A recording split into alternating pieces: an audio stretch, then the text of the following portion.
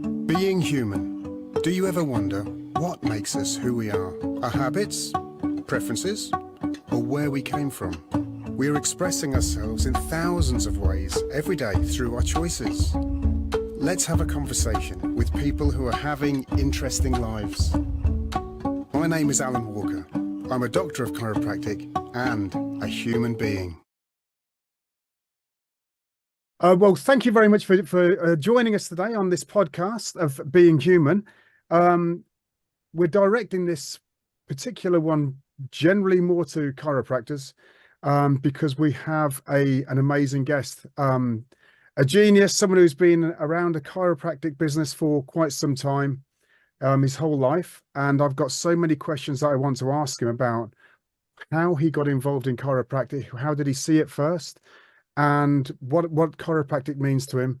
But this particular chiropractor we're going to speak to has done immense traveling, has educated so many chiropractors, graduates, and experienced chiropractors alike. Gentleman has also written books and set up an organization for training chiropractors throughout the world, both thinking about the philosophy, but also looking at the actual skills involved in making the chiropractic adjustment. So I want to a very warm welcome to you, Arno. Arno Burnier, thank you so much for joining us today. I just felt very fortunate that we've managed to get some really great guests, legendary guests on with us. Thank you so much for saying that you'd come on this show for me. I've got a lot of questions for you. Alun, you are so welcome, and I'm very grateful that you invited me on your show. This is going to be amazing. So thank you. Absolutely, more amazing for me. You're someone who I've actually used last year quite a lot when I was on a journey in my mind of what I was wanting to achieve as a professional, and so I was given your details by a great friend of mine, Mike Paul, who has also in the past used you to help him to develop his consciousness in the way that he wanted to build his business, and you helped him clarify that, and you did the same for me. And I thank you so much from deep in my heart. Thank you so much for that, Arno. So yes, I'm very pleased to have you on here today because you are a legend to me as well. Can I ask you? There's a lot of questions I've got. I mean, we've written book, and I'm interested to know about this, but I'd like to know a little bit about your history, because a lot of people know you, or they know the name because you come up regularly worldwide within the chiropractic circles. But it's just to have a little bit about yourself, really, about where you come from, where you work, where you live, your family, if they've moved different countries, why? If you don't mind me asking, and then I'd like to know some more about the professional history as well, and how you came into chiropractic. Great. Well, Alun, to be frank with you, the past is not really relevant to me. It's almost more like where we are right now today. But since you asked, I'll give you a very brief synopsis of my journey. I was born in Paris, France. I stumbled into chiropractic in 1973.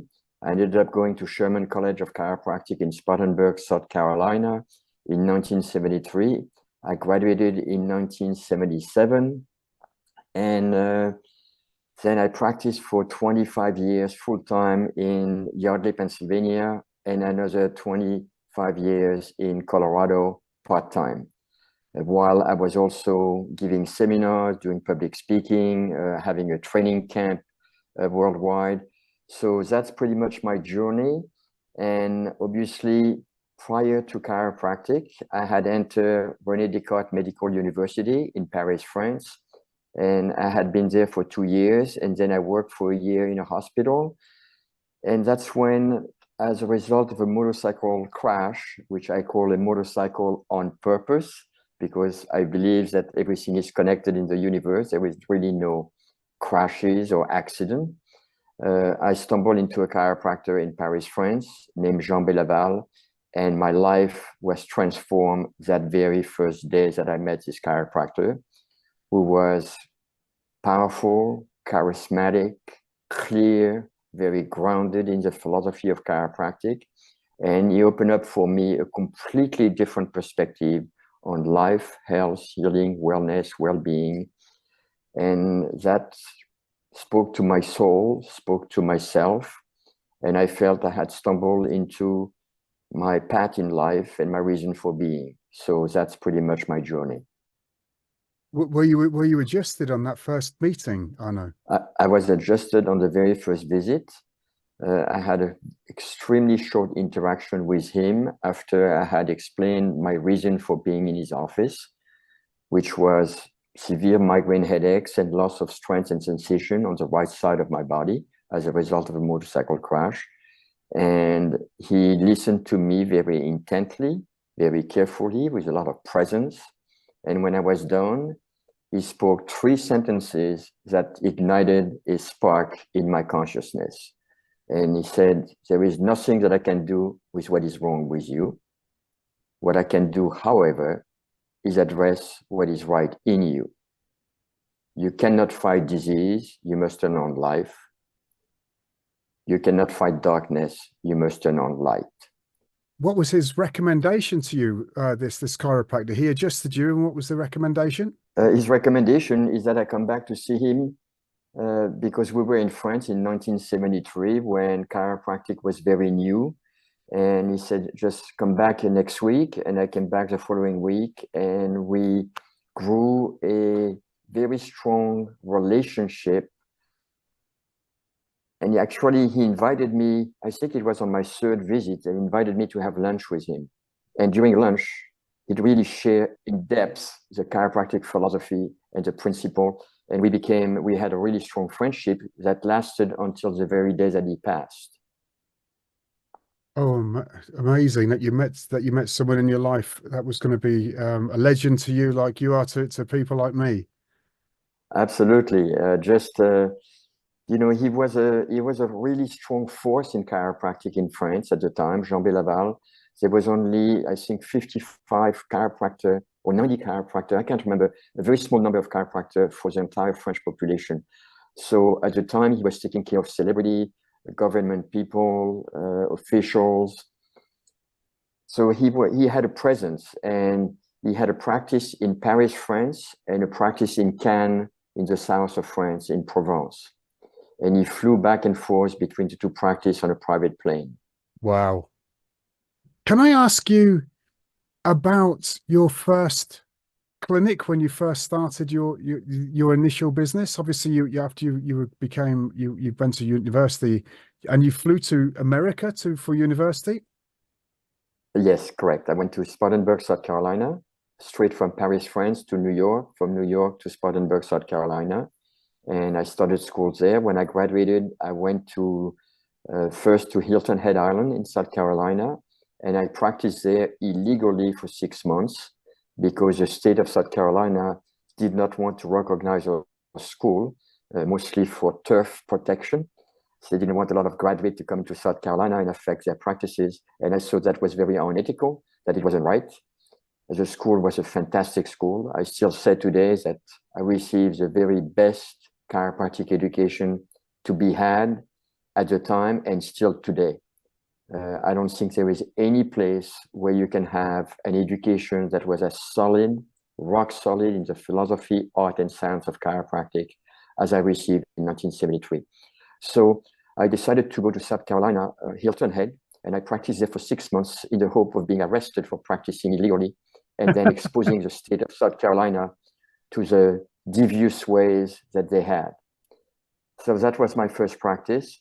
That didn't work out very, very well in the end. And I went back to France for about a year. And then I came back to the United States and started practicing in Yardley, Pennsylvania,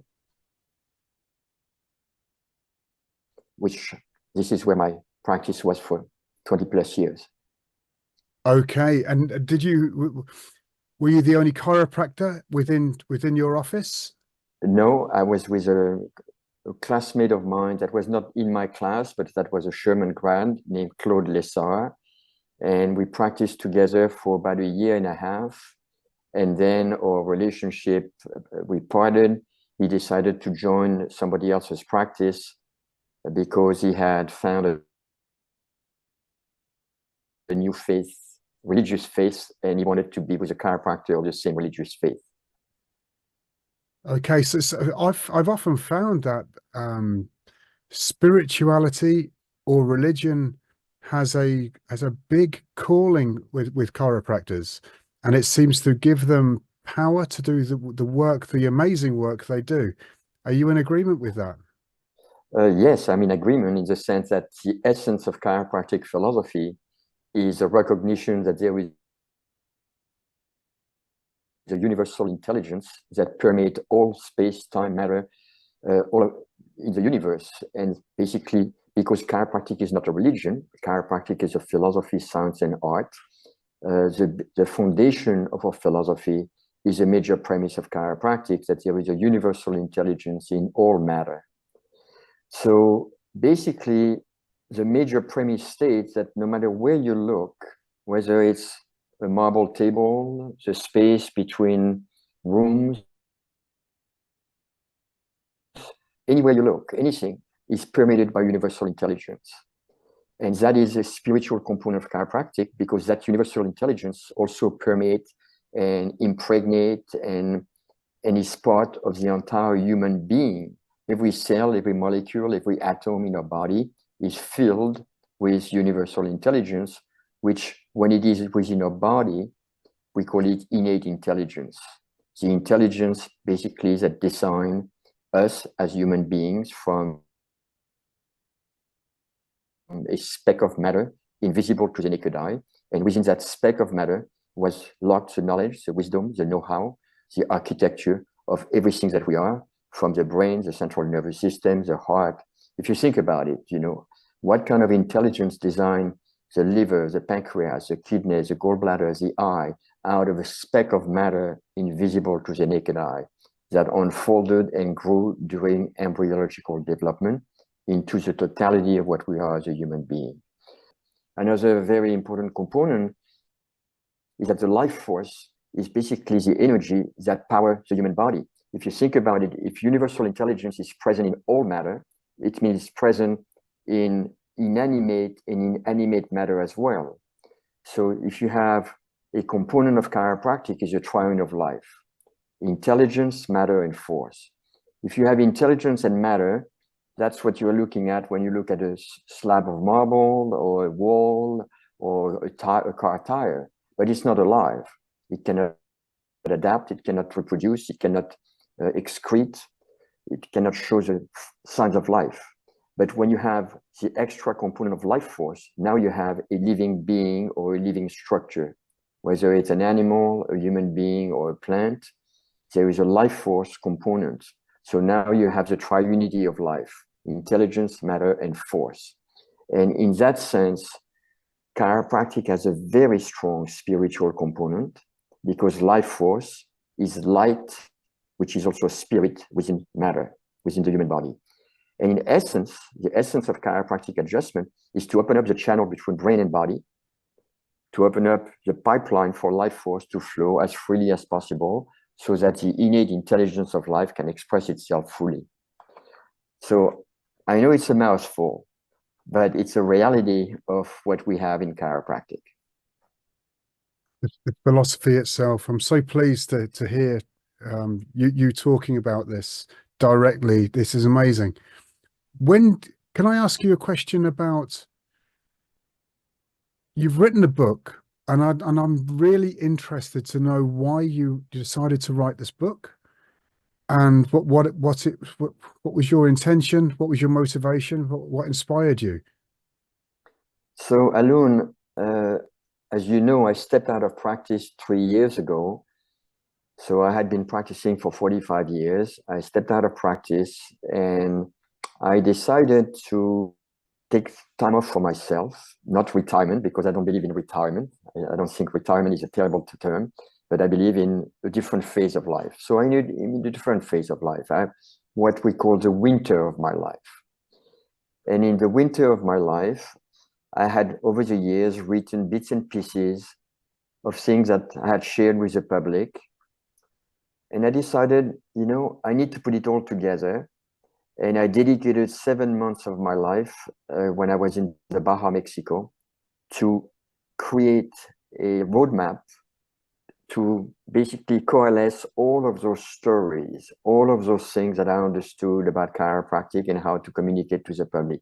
I felt that there was a huge void in our profession. There is a lot of incredible books that have been written, but I felt they were written for the chiropractor, by the chiropractor, with a chiropractic point of view, or almost with a chiropractor as an audience. And I wanted to write a book that will touch the public at large, as well as chiropractors and chiropractic students. A book that was not going to be dogmatic, that was going to be interesting, captivating, and yet infused with an understanding of universal intelligence, innate intelligence, life force, the triune of life, the birthing process, the dying process, the understanding of the symptomatology of the body, what I call the language of the human body, the understanding of symptoms, sickness, and disease, the healing. So all of this is infused and interjected in that book, in a book that is a fantastic read. I mean, the feedback from the public, which I was almost afraid of when I put the book out, I thought, how will it be received? How will the public and the chiropractic profession receive that book? It has been extremely well received. The book is everywhere in Australia, New Zealand, Spain, Austria, Germany, the UK, Canada, United States, France. People have been really loving the book. And actually, some chiropractor alone bought 40 copies. And one chiropractor from Washington State bought 40 copies. And he said the first morning that he was in practice and received the box, it was all gone. All the books were gone. So the book has had an impact on the public. I live right now for 6 months a year in Baja, California, in Mexico, in a community of people that are from all over the world. And the book has been circulating in my community of people that knew nothing about chiropractic.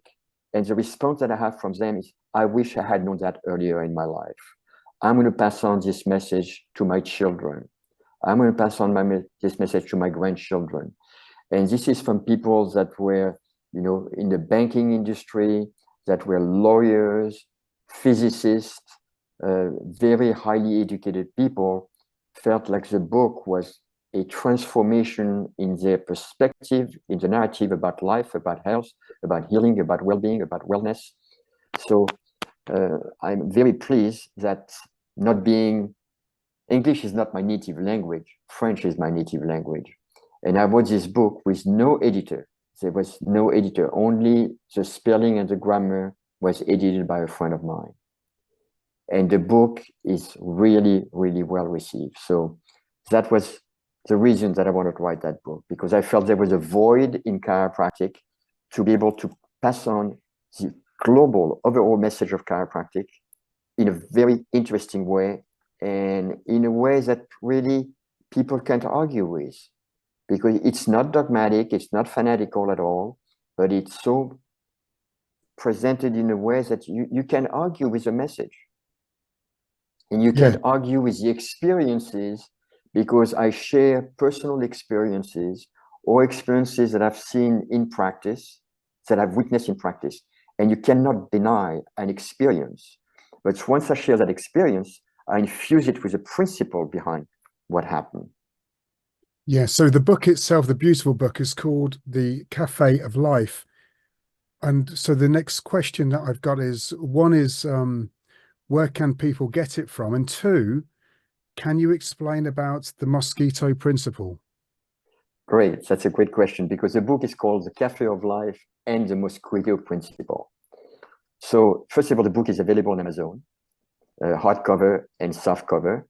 It's also available on Kindle.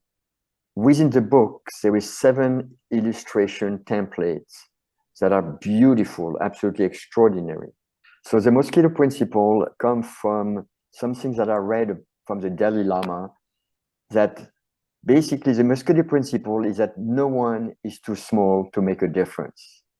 And the Dalai Lama years ago wrote a quote that said, if you don't think you can make a difference in the world, try sleeping with a mosquito. And we all know that one mosquito can make your life hell or miserable. your night hell, I'm about because to. you're trying to, like, Yeah. no matter how many times you try to get it. So that's basically the mosquito principle. No one is too small to make a difference. And I felt that I wanted to make a difference, and I always wanted to make a difference in the world, because my chiropractor made a difference for me in my world. And chiropractic as a philosophy, science, and art did make a huge difference in my life. It changed the way that I interacted with my body. It changed the way that I interacted with my health and well-being, the way that I raised my children. It changed my perception on education, on spirituality, on ecology, on the birthing process, on the dying process. So the impact that chiropractic has had on my life is huge, has been huge. If it has transformed my life that deeply, it can also transform other people's lives that deeply. No, absolutely. Could you explain a little bit to our chiropractic audience what the Cafe of Life practice model is, please? So the Cafe of Life came to me as by looking at the way that I was practicing. For me, my practice had an eclectic environment that when people came through my door, I wanted them to feel like, oh, this is very different. This has nothing to do with a doctor's office. This is totally unique. I have never seen this before. I stepped in, there's beautiful music, great decor, beautiful artwork, plants, people in the waiting room with children and baby running around. It's alive. So I created an eclectic environment, yet a very professional environment.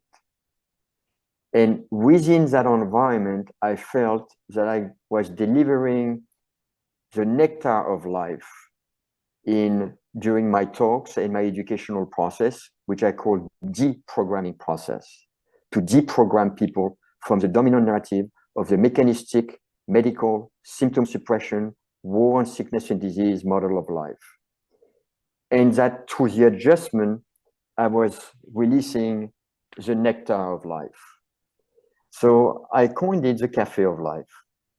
And over the years, I shared that model during my trainings with people that participated in my training. And as a result, it affected the way not only people practice, because at the time in the 80s and 90s and 70s, a chiropractic practice was very generic. It could be one day a dentist office, you change the sign, the shingle, the next day it's a physical therapist office, the next day it's a doctor's office, the next day it's a chiropractic office. I wanted to create an environment that would shock the mind of the public the moment they enter. So the Cafe of Life was not a franchise. It's a model that I shared with the profession, in which, for example, you, Alun, would out of your own expression, we design an office that is a complete departure from the typical doctor's office, yet is professional. And then you as a chiropractor would have high-level skills, will be very grounded in the philosophy, and will be willing to educate or deprogram the public with regular connection, regular talks in your office. I gave in my office talks every 2 weeks that were not just a chiropractic lecture. The chiropractic lecture was a tiny portion of my talk that would come organically in the middle of my talk. But the topics that I addressed was universal intelligence, innate intelligence, life force, the triune of life, the language of the body, a lot of the things that I share in my book. So I had topics on all kinds of subjects that relate to life, health, healing, wellness, and well-being. And I made a very clear distinction with the public and in my talk that we're not at war with medicine, that medicine is a separate and distinct profession and field of expertise. But we also have a separate and distinct profession and field of expertise. Medicine specializes in the suppression of symptom, sickness, and disease, and the treatment of symptom, sickness, and disease. It specializes in pathologies and morbidity, and we specialize in releasing life in the body, in facilitating natural healing in the body, and we especially specialize in well-being and wellness. So we have completely two different fields of expertise. They don't need to be at war with one another. It is a matter of fact that I've yet to find a single MD throughout all my years in chiropractic that I had an interaction with, that when I shared truly what chiropractic is, that it is not a treatment for symptom, it is not a treatment for sickness and disease, it has nothing to do with competing with the field of medicine. I have yet to find a single medical doctor that didn't agree or felt like, oh, this is wonderful. Can I even receive care for myself and my family? So I think the travesty within our profession, Alun, is that many chiropractors have been educated in a pseudo-chiropractic education, a pseudo-medical education. As a result, they are confused in their message. The message is not clear. They communicate that they're treating asthma or infection or headaches or neck pain or back pain and so on. But chiropractic is never a treatment for anything. It is only to allow the body to heal itself within the limitation of time and matter, by releasing the life force, which is a means by which innate intelligence coordinate, organize, heal, repair the human body. That makes perfect sense to me, and it's beautifully put together by yourself there. With your public speaking, you know, it's very freeing as a chiropractor when you know exactly what is it that you do and what is it that you don't do. If you are clear that you're not treating symptom, trying to suppress symptom, but instead that you're just releasing life force by opening the pipeline between brain and body, by opening the channel through which life force flow, when you're clear in that, you're free. You're completely free of any burden, of any wanting to please people, wanting to palliate things. You're just free. And in that freedom, something magical happened. Earlier during our conversation, you asked me about the seminars that I gave to improve the skills of the profession, the adjusting skills of the profession.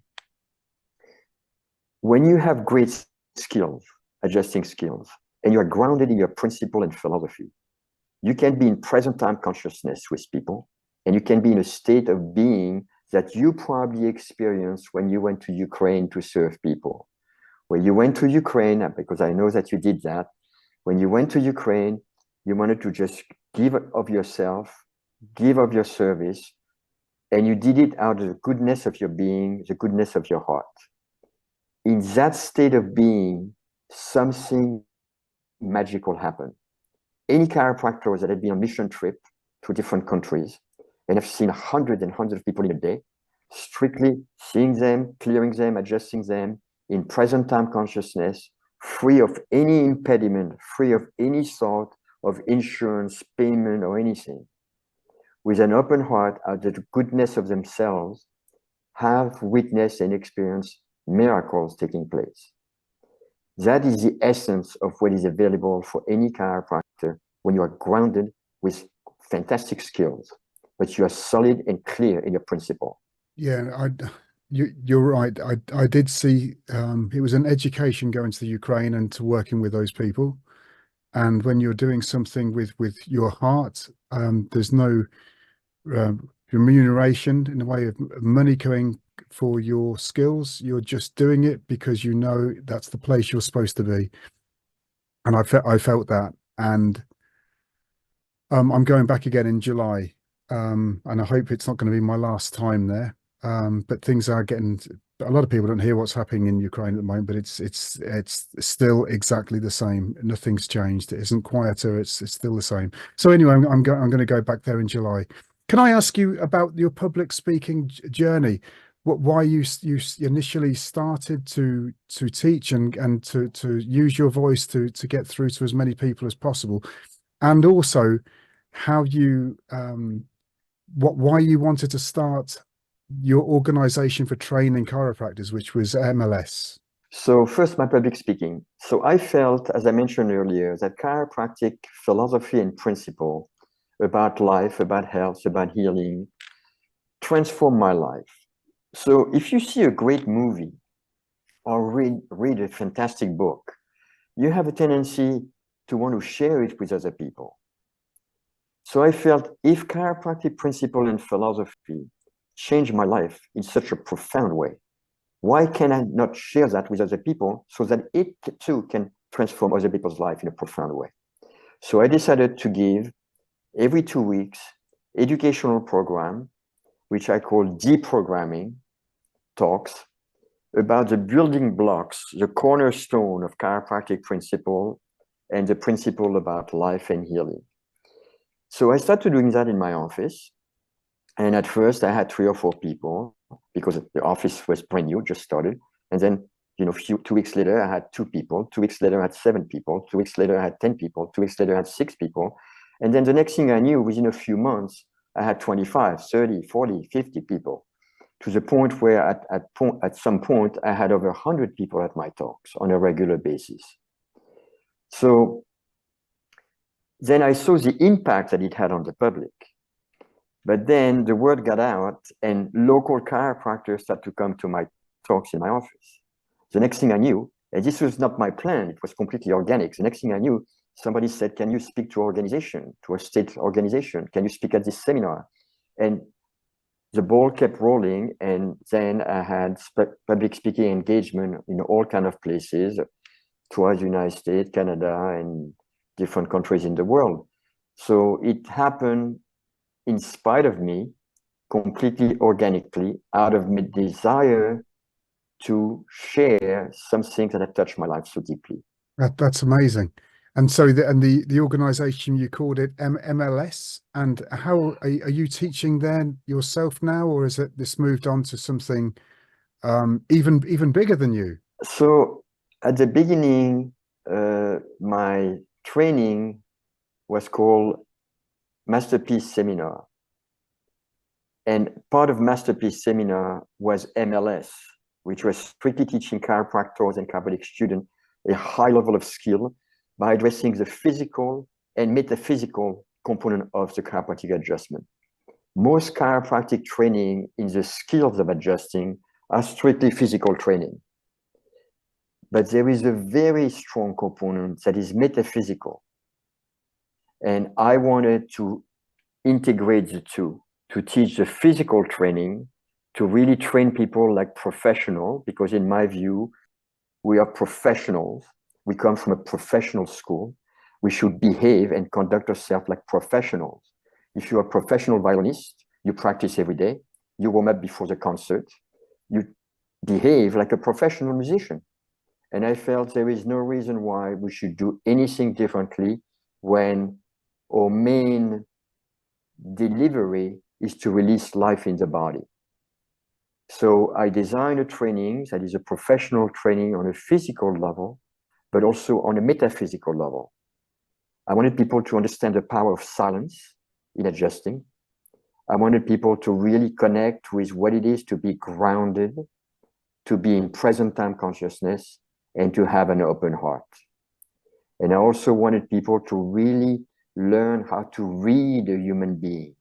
We're not adjusting vertebrae, we're not adjusting spine, we're adjusting a human being. And we need to learn to look at the human being and read that human being. What is there? What is available there? Am I looking at a person that has a dominant, what I call fire component, water component, earth component, wind component? What are the layers? What is the age of that person? What is the texture of their bone? What is the texture of their skin? How muscular or not muscular is the body?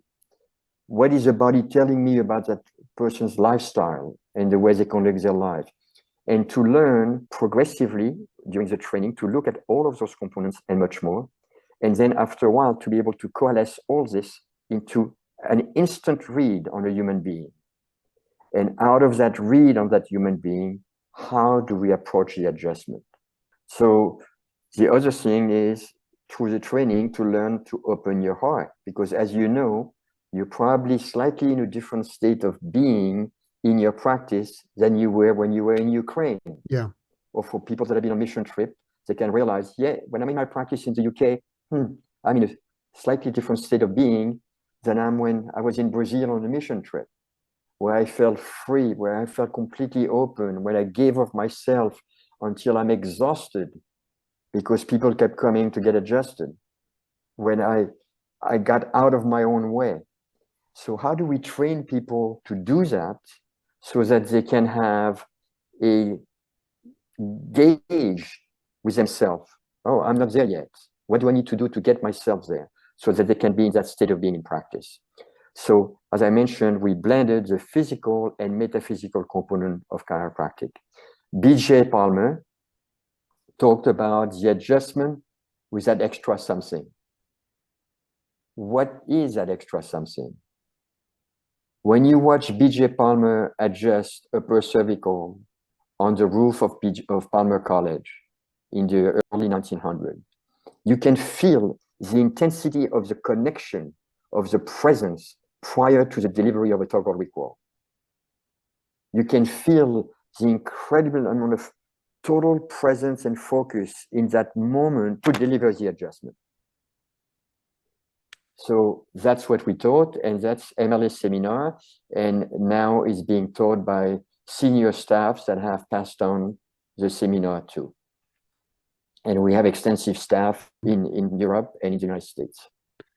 I mean, I understand as well, there is some, as often happens, there's other courses from people who've run with everything that you've taught, and then they've started their own courses, but you can see they're following a very, very similar line. The apple doesn't fall far from the tree, I don't think. Correct. Yeah, no, Arno, I've thoroughly enjoyed, I always do, listening to the information that you've got to offer, and this has been amazing. You're talking about the book, The Cafe of Life, and the mosquito principle, hearing about you explaining how you got into chiropractic in the first place, how you'd seen it, and how that was probably the most important, one of the most important things that happened to you in your life, and it's because it's totally changed your life. It was wonderful listening to the sort of education program about how you got involved in this public speaking, which you've done in your own clinic, and now how it's become something which has been worldwide, and starting the MLS program off, which again is international.